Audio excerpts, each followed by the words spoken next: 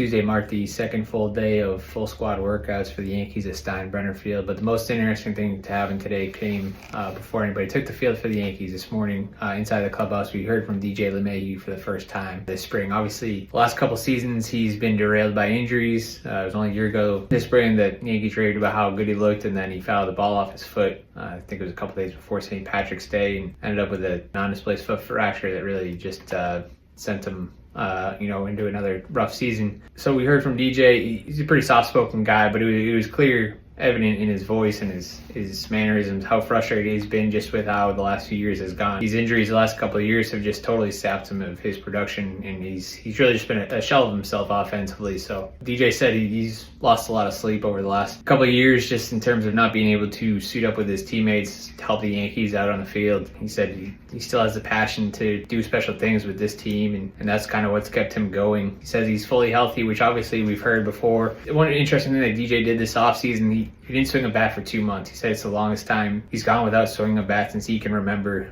but he was kind of willing to try anything at this point. Said he felt good, but was the first to admit feeling good in January doesn't mean a whole lot. The Yankees could obviously use DJ being the DJ of old. Whether he gets back to that or some part back to that, we'll see. But they have the third base job open for him.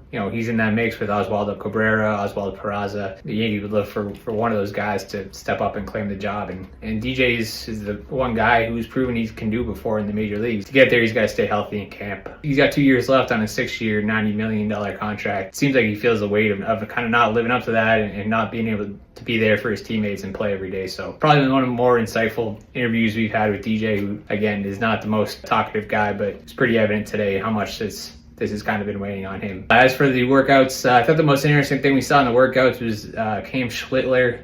He's an interesting right-handed pitching prospect. Kind of had a breakout year last year between high A, double A, and got one game in triple A. But he's a guy to watch who's kind of risen up the prospect rankings. And today he threw the equivalent of 3 innings, which included striking out Cody Bellinger, Paul Goldschmidt, LeMahieu, and Anthony Volpe. Obviously, pitchers are ahead of hitters at this point in camp, but Schlittler is a 6'6" righty, hard throwing, and looked pretty good out there today. So he's a guy to watch if he's in his first big league camp, but obviously during the season as well. Probably start double A, but could get up to triple A as well. But he's a guy to watch, and certainly looked pretty good out there in his first day of big league camp today.